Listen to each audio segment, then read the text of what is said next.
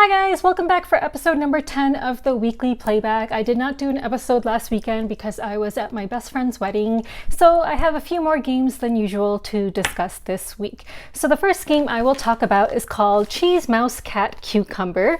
This came out this year, 2021. This was a game I backed on Kickstarter, and I'm proud of myself because I wrote down all the relevant information this time. So this is for 1 to 4 players, designed by Seppi Yoon and published by Fight in a Box. So I backed the deluxe edition, which is these acrylic tiles. Otherwise, I believe it's just like regular cardboard or paper tiles. So basically, you are going to be one of these secret characters: cheese, cat, mouse, or, well, actually that's a cat. That's cheese, cucumber, or mouse. And in order to win the game, you have to achieve your objective first. So you are going to be on your turn laying down a tile. There's going to be 4 tiles to start out with, and on the 4 tiles, if I remember correctly, it begins with a cheese and a cat already out there. And no, it begins with a mouse. No. Yes, it begins with a cheese and a cat, I think. And I think the mouse shows up later. No, it begins with a mouse and cheese, and I think the cat shows up later, and then the cucumber shows up towards the end of the game. Because you have to arrange the tiles in a certain way so that when you're drawing them, the cat and the cucumber end up being drawn later on. If I remember correctly, I think that's the order. So you will have a different objective based on your character. So if you are the cheese, you want to make, in order to win this game, you have to make sure that the cat does not get to the mouse and the mouse does not get to the cheese. This is Swiss cheese, so they are all about peace. If you are the cat, you will make sure, in order to win, that the cat has access to the mouse in the maze. So, like, you know, that there's a pathway from the cat to the mouse, and you will make sure that the mouse cannot get to the cheese, and that's indicated on top of your tile. If you are the cucumber, you will make sure that the cat can get to the mouse and the mouse can get to the cheese, because you are all about chaos if you are a cucumber.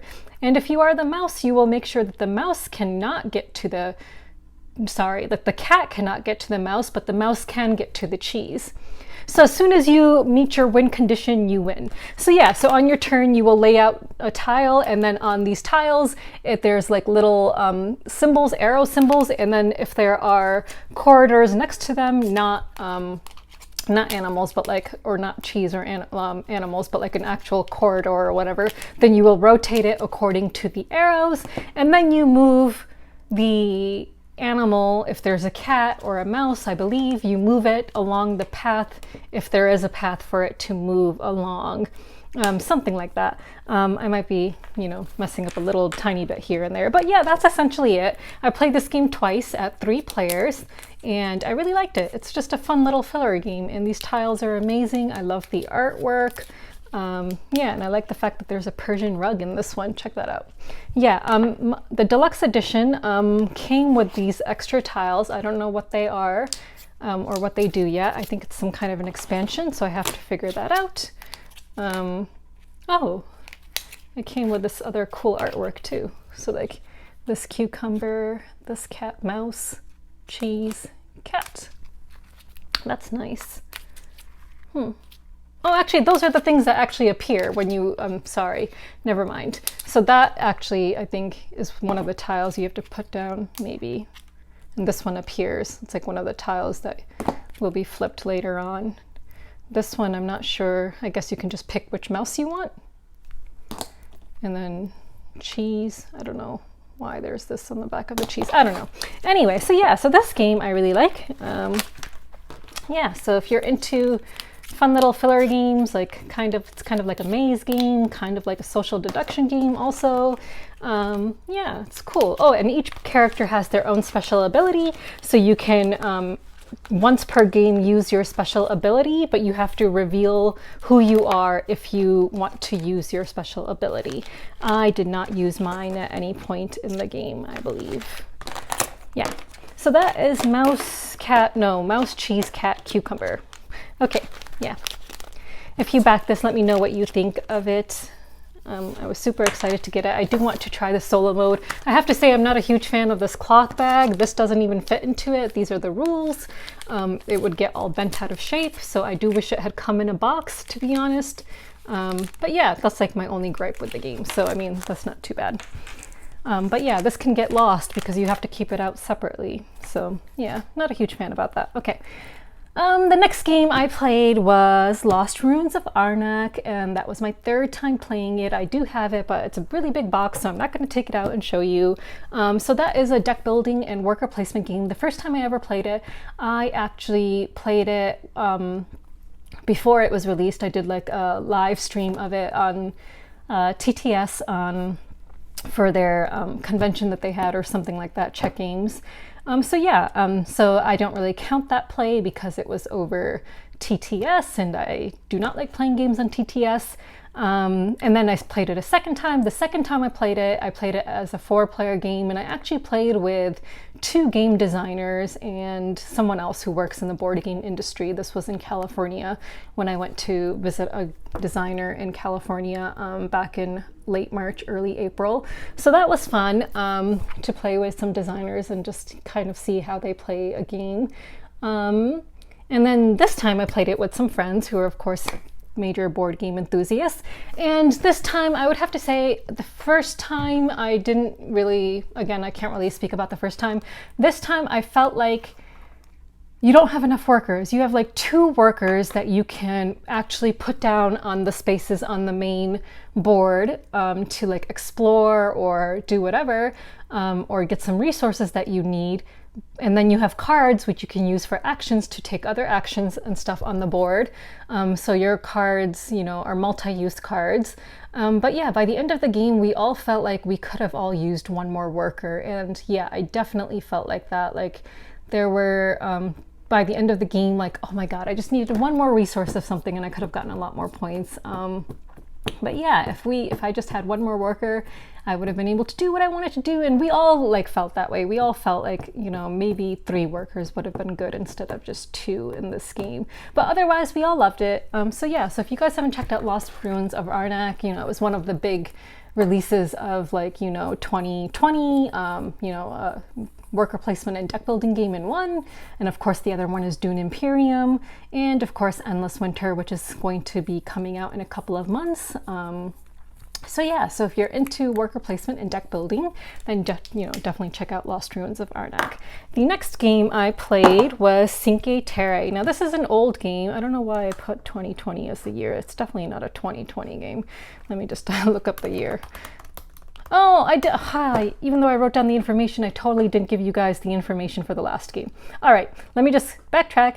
So, Lost Ruins of Arnak is for 1 to 4 players and designed by Elwin and Min. I don't know if that's the same person. Like on BGG, it was Elwin, Min. I don't know. Czech Games. Okay, now let's go to Cinque Terre. So, Cinque Terre came out in 2013.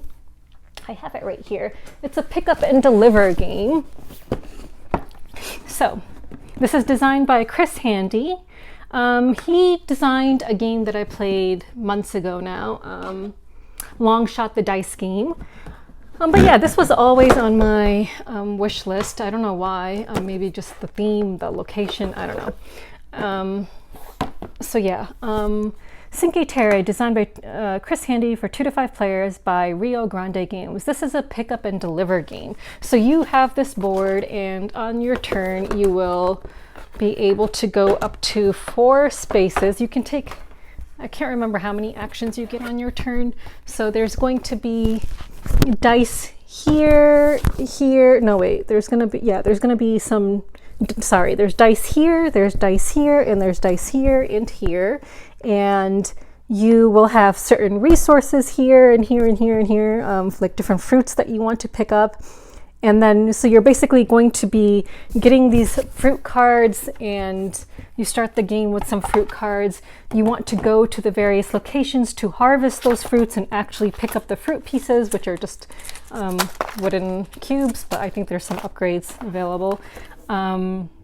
Then you want to go to the various cities and deliver them, and the dice that you roll in the beginning will indicate how many points or money you will get for delivering those fruits, and you are trying to complete some secret contracts and some public contracts that are available, and it'll tell you like which fruits you need to deliver to which locations. These are the starting ones, so that's why there's one for each location, but non-starting ones might just have like 3 and give you a certain number of points. So yeah, so it's an interesting game, and then there's like most valuable vendor or whatever, like if you are the first one to fill up a location with cubes on your board, because on your player board you are limited, so that's the interesting thing. So when you sell fruits to a location, you are limited to how many fruits you can sell to a particular location. So that is really interesting. So, you know, you are, and once you sell a certain fruit to a certain location, then that can be used to fulfill certain orders in the future. So it's not like you need to sell grapes to the same location twice if you want to, fulfill another contract that has grapes for the same location. So that is good. But, when you're trying to get points and you're trying to do different things, or you're trying to get these VIP markers, it's the first person who fills up a row with fruits that gets these points, these VIP ones. So yeah, so it is like kind of like a racing game where you're just trying to, race to do that. My only complaint with this game was that there's no way to refresh the market to draw cards from, and that was really annoying. So that was my main complaint of the game, but otherwise I really liked it. I don't think I've played too many pick up and deliver games, not that I can recall. So yeah, so I really like this game, and it's definitely going to stay in my collection. Yeah, I'm trying to think if I've played any other pick up and deliver games. I don't think I have. I don't think so. Yeah, so anyway, so that is Cinque Terre by Chris Handy. So yeah, I do recommend it. I do think it's hard to find. I got this in a trade. I was able to trade a game and get this and another out of print game that I really wanted, which was the Bloody Inn, the expansion, the Carnies. I was able to get those 2 games in a trade, which was awesome, from the same person. No, sorry. I got this one from someone else. Never mind. Okay, but yeah, also in a trade. Okay, the next game I played, which was for the 3rd time. So you're going to be hearing me talk about it for the 3rd time. But I think that's kind of good in a way, because you get to see how my opinion evolves on this game over time, if you care. So the next game I played was the Red Cathedral, which is, a 2020 game for 1 to 4 players, designed by Isra C and Shay S, and published by Devere Games. So I'm not going to pull it down since I've already discussed it twice in 2 previous videos. But yeah, this 3rd time I played it as a 2-player game, and I'm still not sick of it, I guess. I still enjoy it. So I know another friend of mine in my gaming group wants to play it as well, so I'm going to end up playing it for a 4th time pretty soon. I would like to play it at 4 players, because now I've played it once at 3 players and twice at 2 players. So the next time I play, I would like to play at 4 players and see how it holds up at 4, whether it feels like it drags on or what, we'll see.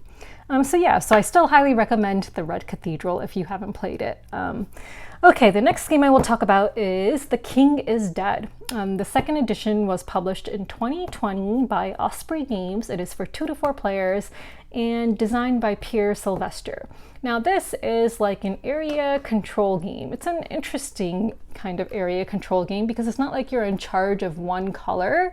You are trying to manipulate tokens on the map of the United Kingdom, and which area ends up being in control. Whoever has like the most cubes, like followers in their own player area, will win that like location or whatever, or something like that. So the first time I ever played it, I played it as a 2-player game, which I did enjoy.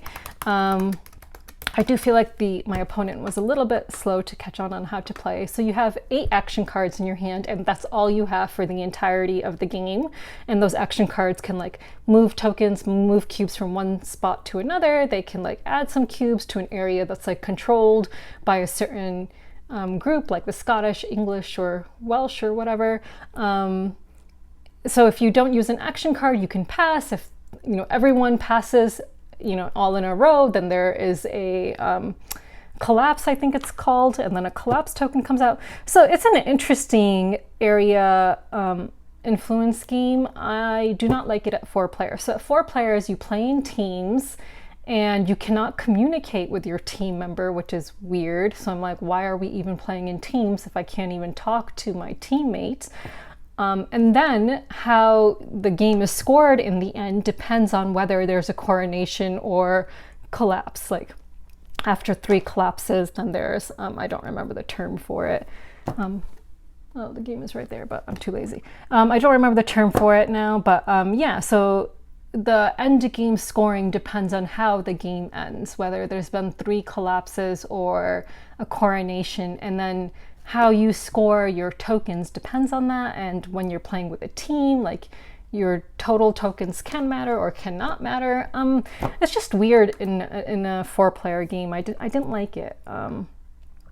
If there had been communication allowed, I might have liked it. I would like to try it at a 3-player count, because I think at 3 players that might be the sweet spot. That is my guess. If you've played this game, tell me what you think. If you've played it at various player counts, tell me which player count you think is the best for this game. It reminded me a little bit of Rumble Nation, which I have discussed before, which is a Japanese area control game, and I think by far my favorite area control game. And in that, you are controlling a certain color of cubes.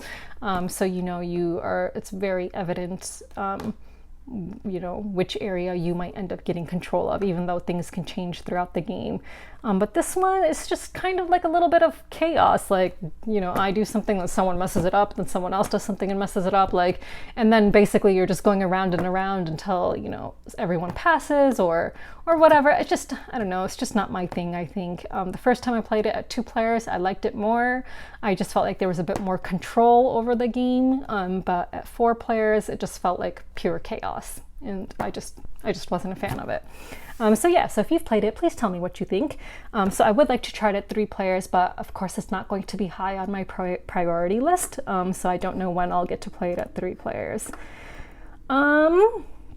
The next game I played is called Offshore. This was published in 2019. It's for 2 to 5 players, designed by Thor Egil Brodland, Elif Svensson, and Christian Amundsen Ostby.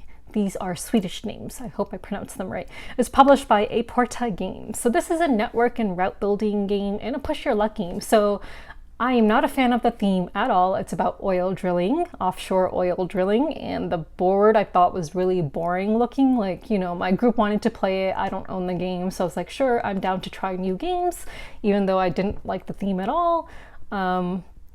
Yeah, but the game itself is good. I really like the mechanics in it. I thought they were good. I'm not sure, you know, I guess they go with the theme a bit, I guess. I don't know. I don't know much about offshore drilling, but I feel like maybe they could have picked a different theme. I don't know. But yeah, the board itself I thought was kind of ugly. The pieces, the artwork didn't do it for me. So yeah, so you have like your own, what's it called? I don't own the game, so I can't show you. I can throw up a picture. You have like not factories, like mechanisms, or so you can have like a hard hat, you can have a wrench, you can have something like these little tokens, and you start the game with 1, I believe, and that token will then allow you to go to a certain area on the board, and you need a certain number of symbols in order to drill in that location. So you might need, like, for example, 2 hard hats and 2 wrenches, or an electricity symbol and 2 wrenches. So you have to cooperate with another player in order to drill in a certain area. And when you do that, the rewards also, you each get the rewards, so you don't split them up, but you split up the cost of drilling in a certain area. So you would decide, okay, I'm gonna put in X number of hard hats, you put in this, I'll pay 5 coins, you pay 2 coins, whatever. You negotiate who pays what. The main player, whose action it is, gets to keep the token that comes off of that place, which gives you points in the end. And then you start pulling out stuff from a bag and you start putting it in this corner, in this area, going down. And if a certain number of clocks come out on these tokens, then you bust and you don't get the rewards. But if you don't bust, you will get the rewards that are showing on the tokens. And the rewards can be oil barrels, they can be money, or points. I think that's it. So that's an interesting aspect. Again, I don't know how that fits in with the theme of the game. I guess maybe push your luck and luck, because maybe oil drilling is like that. Maybe oil drilling is very uncertain and there's a certain amount of luck in it and a bit of push your luck in it in real life. I don't know. I don't know. But anyway, I won, which was very surprising by a decent amount.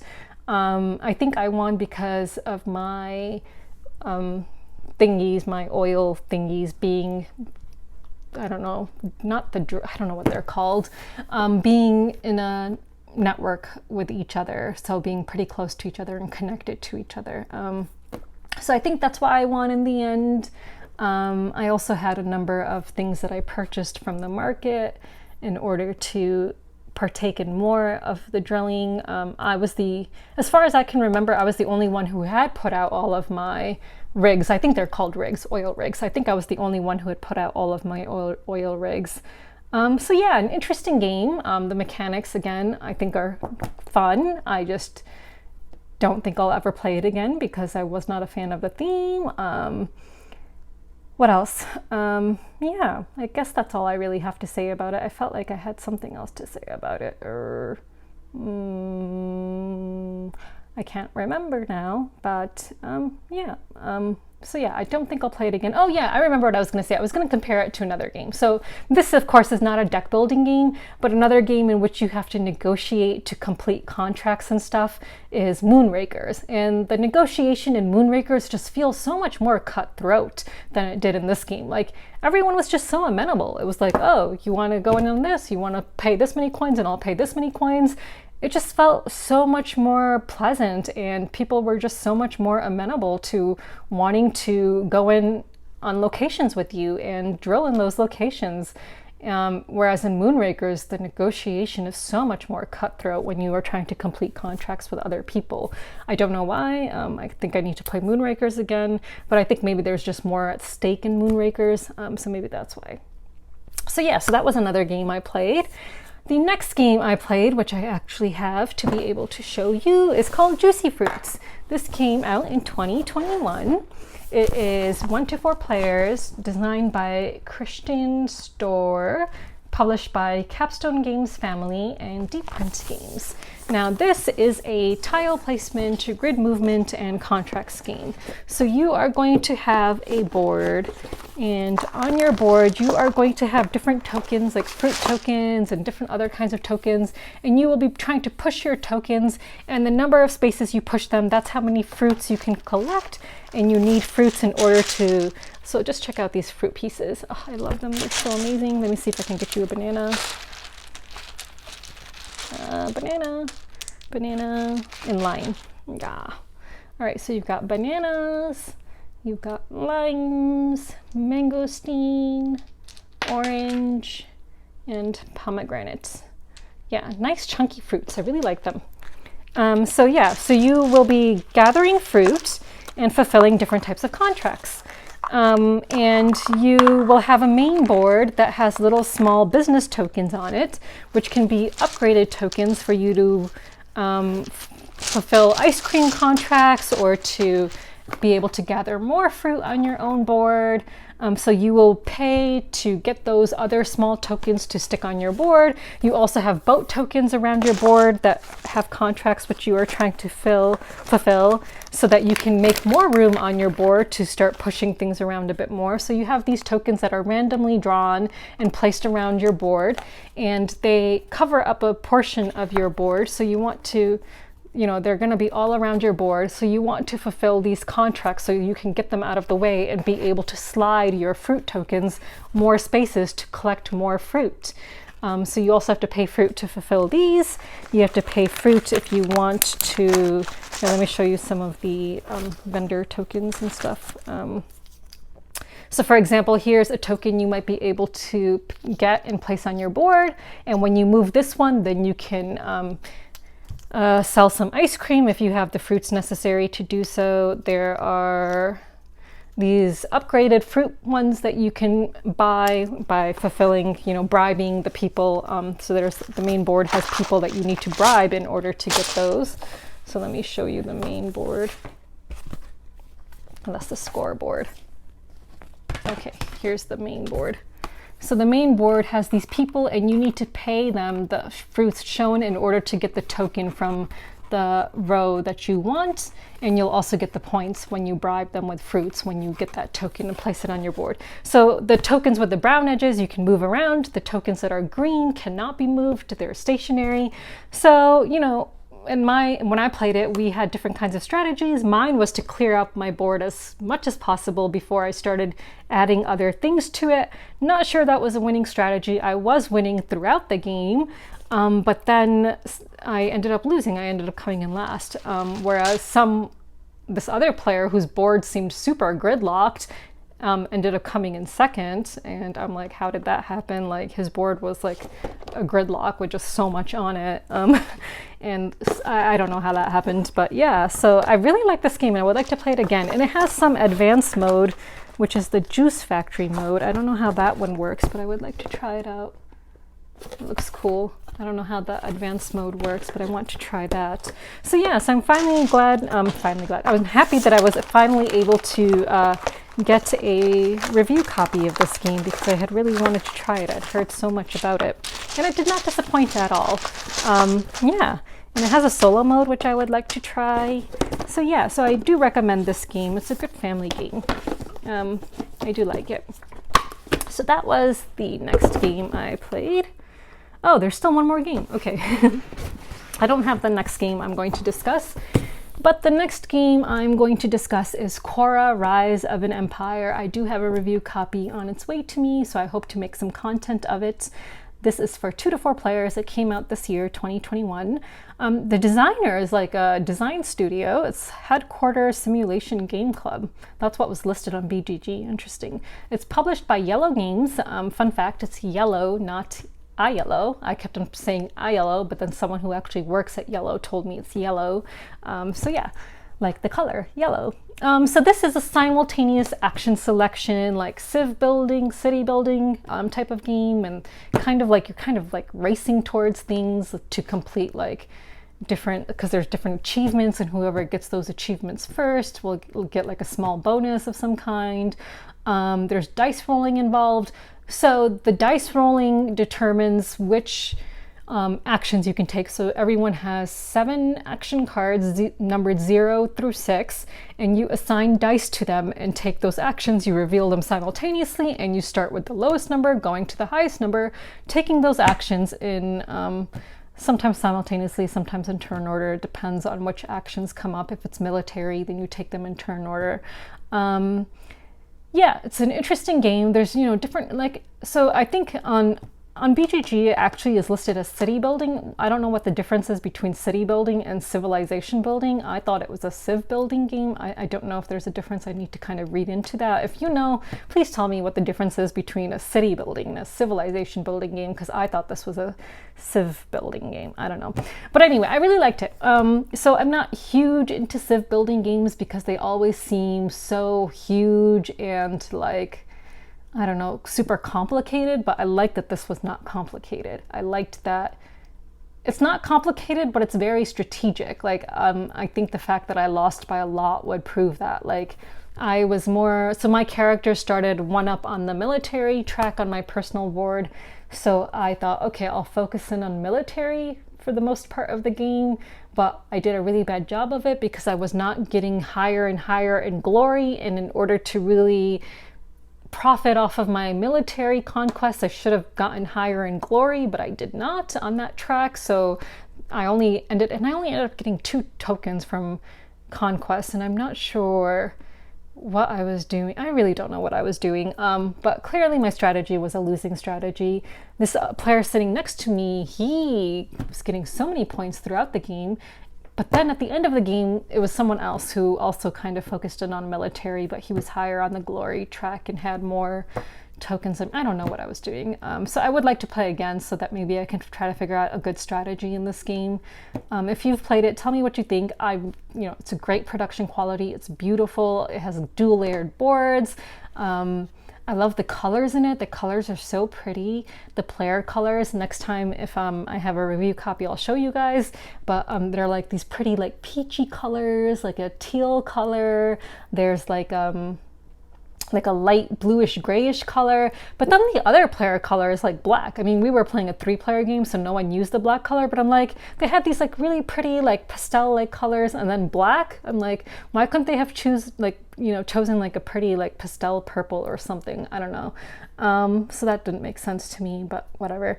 But yeah, it's a gorgeous game. I really liked it. I really want to play again because I want to try and do better at it and figure out what a good strategy is. I wonder if it's one of those games where if you play it a number of times though, you learn what the best strategy is and then you kind of get bored of it. I don't know. I still need to play Merv again. I've only played Merv twice, so I would like to play that again and see if I can get better at that as well. But yeah, I like games where there's like different paths to victory so you can explore them. And there is variability because you have cards. So if you take the politics action, you can play cards from your hand. And of course the cards are different and you need to meet certain requirements and pay a certain cost to play those cards. So yeah, so there's definitely a lot more going on in this game, and I do think it'll become like one of my favorite civ building games because I don't actually own many civilization building games. I covered one earlier in the year called Mosaic, published by Forbidden Games, that was on Kickstarter. And that at the time I thought was going to be my new favorite civ building game because it was not so difficult to understand. But that game is humongous. Like that game is huge and it's a huge table hog. So honestly, if I had to choose between playing that and this, I think I'm going to play Khora, just because it's not as big of a table hog. So there is that. But the production quality of Mosaic was off the charts. Beautiful minis if you're into that and stuff like that. So yeah, so those were the games I played over the last 2 weeks. So now let's talk about games that I am backing. So I'm actually backing some games which I did not cover on Kickstarter for their previews. So one of the games I am backing is called what is it called? Dog Park, a beautiful board game about walking dogs. So yeah, I actually don't know much about the gameplay because I haven't actually watched any videos about it or anything. I was just like, it's a game with like a bunch of dogs in it, and I don't have a game with a lot of different dogs in it, like breeds of dogs, like really beautiful artwork of dogs. So really that's like the only, like one of the main reasons I'm backing it. I was just like, it'd be nice to have a game with all these pretty dogs in it, and of course I'll play it and hope I like it, but I think people like it. It's been doing really well on Kickstarter. It's got 5 days to go, so the campaign ends on September 30th, 3 p.m. Eastern Standard Time. Oh, it's made a lot of money. It's made $236,269 at the time I'm recording this. It's got 3,814 backers, so it's been doing really well. It's by Birdwood Games. It's for 1 to 4 players. But yeah, it's got really pretty artwork of these really pretty dogs. As someone who probably will never get a dog of her own, hopefully this will, satisfy me when I'm missing a dog in my life. I like dogs, I just don't think I could take care of one on my own. And, living in an apartment with a cat is just not doable. And you have to take them out for walks, and I hate going for walks in the winter. So that's the reason I probably will never get a dog. If I ever did get a dog, I hope they have it in this game, I would get a female Samoyed. I love Samoyeds. They're these big fluffy dogs, and they feel like, they're like big teddy bears basically, or small teddy bears rather, like small bears, not teddy bears, but like actual bears. So yeah, I love Samoyeds. So I think I would get a Samoyed if I ever did get a house and get a dog. So I hope they have Samoyeds in this game. So yeah, so that's Dog Park. So check that out if you want. I don't even know what kind of a game it is, whether it's worker placement or what. Yeah, I do not know. So you can check that out and find out. All right, the next thing I'm backing is called, it's not even a game, it's just playing cards. And the reason, oh, they're here. Let me see if I can reach, let me see if I can get them 1 second. Oh, but this is gonna, here, let's go. All right, I am backing playing cards, playing cats, and the reason I'm backing it is because I was sent this preview for it when I was covering his other games, Boba Mahjong, and I don't even remember the name of the other game now, but I covered a couple games 1, 2, 3 Cheese, I think it was called, Boba Mahjong, and then there was some other game. There's 3 games I was covering, and when he sent me the preview, the prototypes of those games, he also sent me this deck of cards. And in this deck of cards is my cat Toffee. And Toffee is actually the king card. So here is Toffee in the springtime. And here is Toffee in the, I think this is summer. And here is Toffee in the fall, my favorite season. And here is Toffee in the winter. Yeah, so I'm actually backing this deck of cards on Kickstarter so I can give it to my sister as a gift. I don't think she watches these videos. I don't think they watch any of my videos, so they don't know. So these will be delivered by December, which is cool. So they're being published in the US, these playing cards. And he's made it so you can actually choose which back you want. Instead of this yellow one with the paw print, you can choose which season back you want on your cards. And all the cards will have that season backing. So that's really cool, and it'll come in a box matching the season that you choose, which is freaking awesome. So I'm definitely gonna pick fall. I love fall. So yeah, that is really cool. I just love that my cat is in a deck of cards. And I don't really play many card games, but now I will, because I will be able to see my cat when I play a card game. So yeah, so if you're interested in getting a deck of cards that has my beautiful Toffee in it, then you should check this out. It's called Playing Cats. It's on Kickstarter for 3 more days. It will end on Tuesday, September 28th at 12:48 p.m. Eastern Standard Time. That's an interesting time. So it's at $6,697 right now, 198 backers, and it has 3 days to go. So yeah, so check it out. I'll leave a link in the description in case you guys want to back this deck of cards. But yeah, I love these cats. Oh, I love them. Okay, so that is what I'm backing. And then of course I'm backing a couple of games that I'll be receiving complimentary copies of. So let me just tell you which ones. Scandal O, which I did a video for. So I really loved Awkward Guess. That was like one of my favorite deduction games. So I covered Scandal O. So I will be getting a copy of that. And then Quests and Cannons, which was a really cool game. Unfortunately, I played it so long ago, I can't really talk much about it or compare it to something else. I don't even have the prototype anymore to show you guys. But Quests and Cannons, The Risen Islands. So yeah, you should definitely check that out. I'll leave links in the description. And then of course Solar Sphere. But let me just talk about Quests and Cannons a bit more. The Risen Islands. So this is currently at $38,062. It's got 494 backers right now and 21 days to go. It's cool because you have different faction boards and different abilities, and if I remember correctly, I only played it once, but I think the board can be different each time based on how you place the ocean tiles, so that's pretty cool. I really like the artwork. I think it's really pretty. I just love it. The prototype felt really cool. I don't know if the production copy will feel like that, but it had just a very interesting feeling to the tiles and the board. I really liked it. Can't really describe it. Kind of like a matte feeling almost. But yeah, I like the artwork. I think it's cool. It's a cool board. Yeah. So yeah, check that out if you're interested. So yeah, so those are the games I am backing. So no games for culling this time around. I haven't played anything that I'm going to be culling anytime soon. So yeah, maybe next time. So let's move on to questions. I only have 2 questions to answer this time. So the first one is, how often do you upgrade your components? If it's a game I really like, I will upgrade the components, but like as I informed you guys in the last video, I thought I really liked Altiplano, so I played it once and I immediately went on to Board Game Geek and bought the Geek Bits for Altiplano, and I had only played it one time. I'm not sure that's the smartest thing to do. I'm not sure I will do that again for any game. I've upgraded my components for Brass Birmingham. I have the deluxe edition of Brass, and I went on Etsy and bought the ship and the train plastic tokens and the upgrades for that.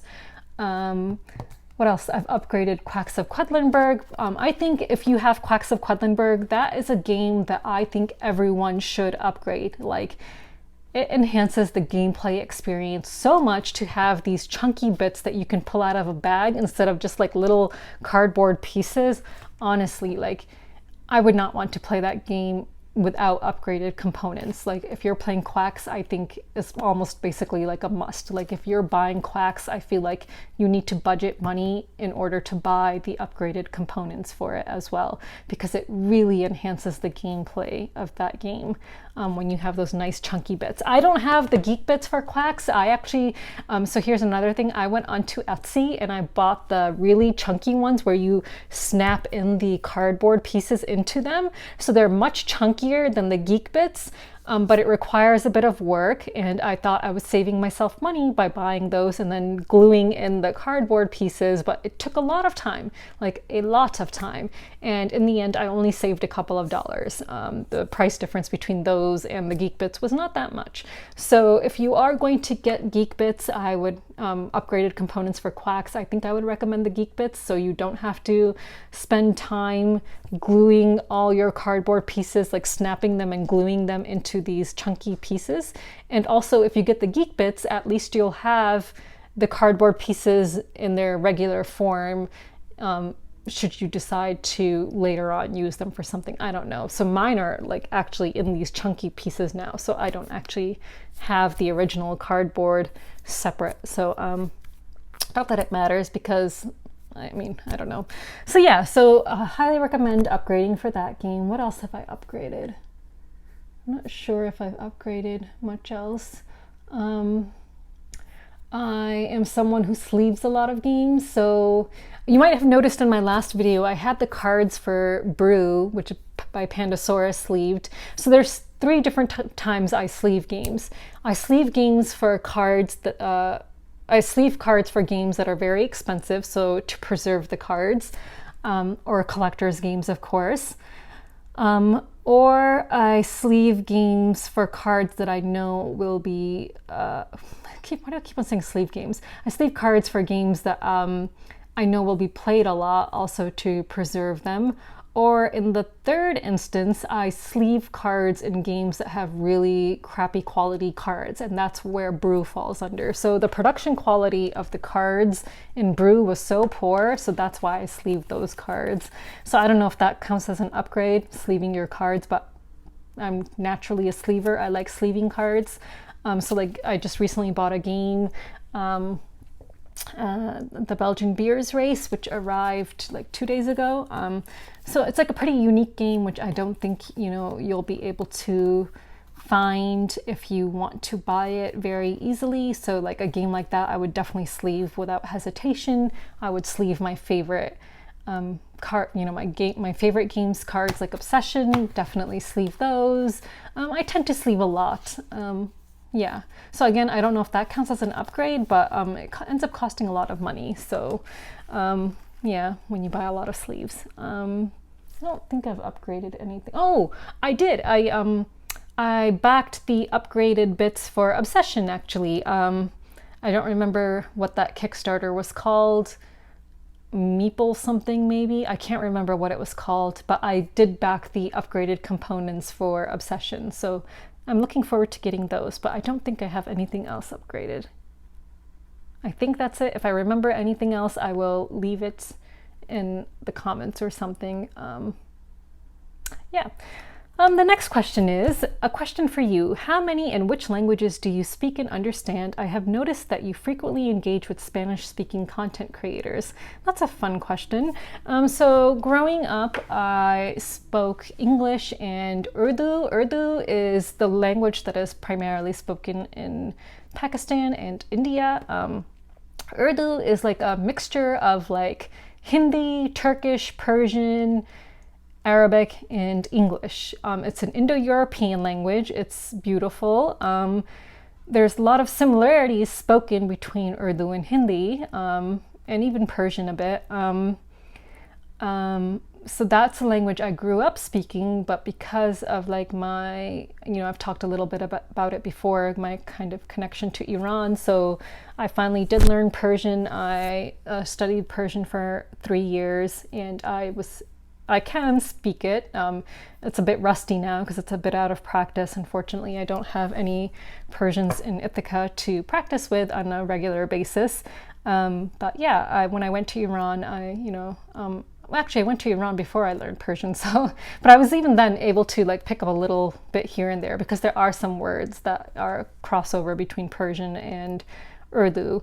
So yeah, Persian is such a beautiful language. I love it. It's so melodic. It's just music to your ears. It's just so beautiful. So I can read it, I can write it, and I can speak it and understand it. Again, it's a bit rusty, so not as well as Urdu. The funny thing is I can't read and write in Urdu. The script for Urdu is way more stylized than the script for Persian.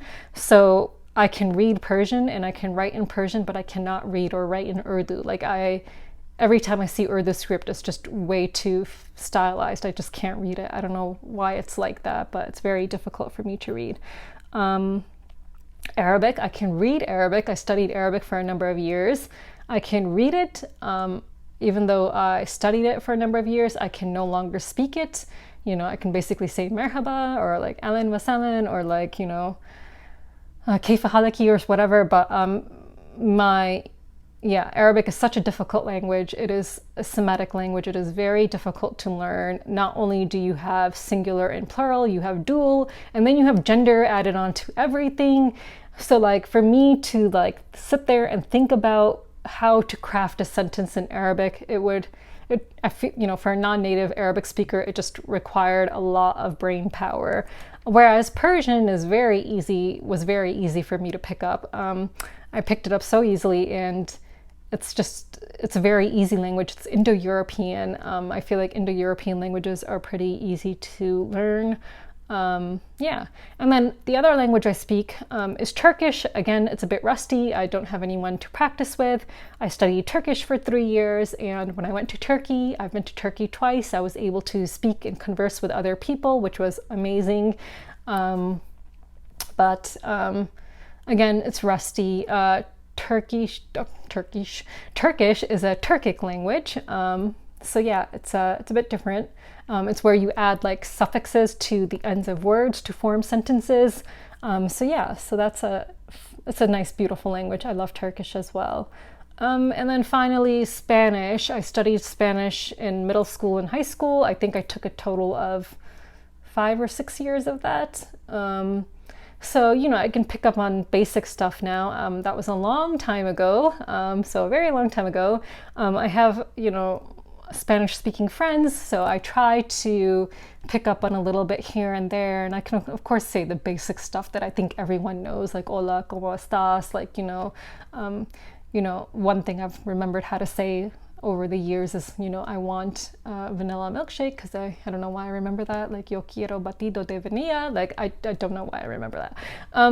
So I would like to go to Mexico someday and practice my Spanish. I think those are all the languages.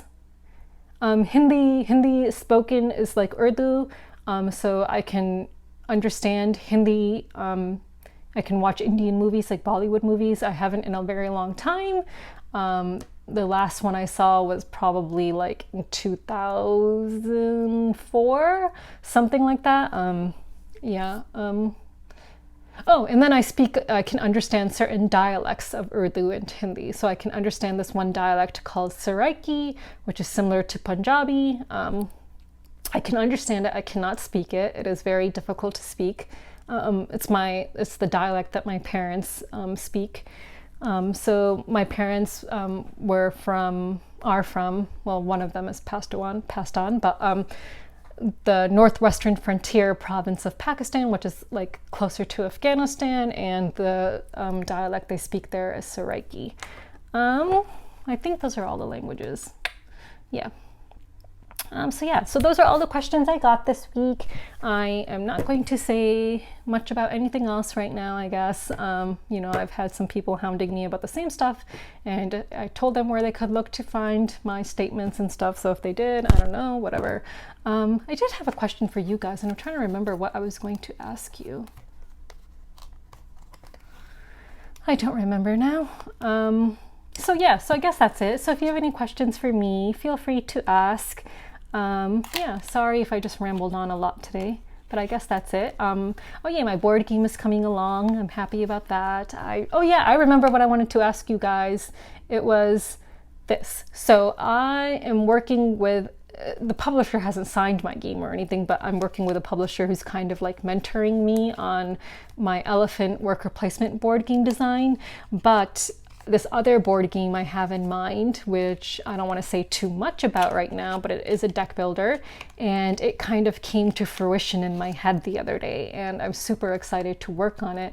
And that's one I think I might want to self-publish. So my question was, like, you know, how do you guys, would you guys back games from someone who self-publishes and, you know, they have it on Kickstarter, or does that affect your decision to back a game or not? What can someone do to instill faith in you that you will get your game if it is fully funded, for you to support that project on Kickstarter?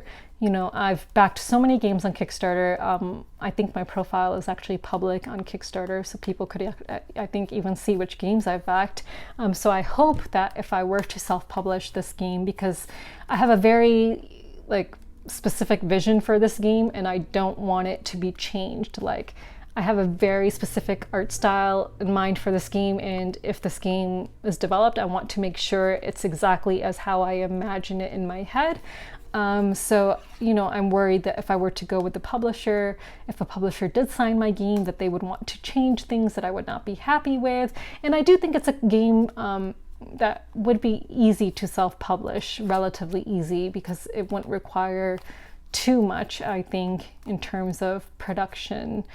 So yeah, so I just want to know, what can someone do to ensure, you know, that you will get your game? Like, what, you know, how do you have faith in someone? Like, just if you can, you know, kind of give me some tips on that, so that way, hopefully less than a year from now, if that game comes to Kickstarter, I will be able to fund it, because I want it to come out in time for a certain holiday, and now I feel like I've said too much. Okay, so that's it. So yeah, so let me know what you guys think about that. And until next time, bye! Oh my god, I almost completely forgot. Well, I did forget, and I ended the video. I wanted to tell you guys that the shirt I'm wearing, because I get asked often where I get the shirts that I wear for my videos. Some of them have had my logos on it. Oh, I should fold this, because I already took it off. So some of them have had my logos on it. Other ones have had, like, you know, I play purple. I had a shirt that had like multiple different colored meeples on it. This is a shirt of my favorite board game, The Cabinet of Curiosities from Obsession, designed by Dan Halligan. This is available on sirmeeple.com, and now I have shirts available on sirmeeple.com. So the owner, Tim, came up with some really cool designs, which I really love. There's a gears design, which, as a little nod to my heritage, he's stuck in a little crescent moon and star, which I absolutely love in that design. There's an elephant, and of course gears, and a little meeples in the design, and some dice. So I like the little touches that he put into that design. I really like the snitch design that he came up with. So yeah, so I'll leave a link to Sir Meeple if you want to go check out my merch on that site now. And I think that's only where I'll be selling merch now, because when I would sell it on Bonfire and do their campaigns, you can only do it for a certain limited amount of time. And I think it wasn't international friendly shipping, so a lot of people would not purchase merch from Bonfire because of that reason. So yeah, and the designs Tim came up with are just really awesome. So if you want this Obsession shirt, you can get it from Sir Meeple. He's got other content creators on there. Check out my merch. Oh, I wore a shirt last time. I think it was the one that said, board games are my love language, and a number of people asked where that shirt was from. I responded to someone's comment with a link about that shirt. However, I think they don't make those shirts anymore. I had a Brass Birmingham shirt from them, and board games are my love language. I believe those 2 shirts were from the same website, and I don't think that website is functioning anymore, not from what I could see. I don't even remember what it was called. But I posted it as a comment to as a reply to someone's comment. So if you go on the last video, look at the comments and find my reply to someone if you are interested. But again, I don't think that those shirts are being produced anymore. What other shirts do I have? So he might come out with some new obsession designs. I kind of gave him some ideas, and I asked him to reach out to some other publishers whose games I really like. Tim, to see if he, could make some other shirts for games that I really want. So check out Sir Meeple. And the meeples, the multicolored meeples and the I Play Purple, those are Mr. Meeple. Those are Mr. Meeple shirts. I got those from a Kickstarter. Mr. Meeple, I think that's what they're called, Mr. Meeple shirts. Yeah, I'm pretty sure they're Mr. Meeple. I think they do like a Kickstarter every year with different designs. Yeah. Oh, you can, they're there right now. So it's in euros. I think they're Europe based. So I have the Pop Meeple t-shirt and then the I Play Purple. So if you want the I Play Purple shirt or Pop Meeples, go to meeple.info. It looks like that's the website. And then Sir Meeple for this shirt, or also Thunderworks Games has role player shirts on sirmeeple.com, so check those out. So that's it for board game clothing, I think. Okay, bye.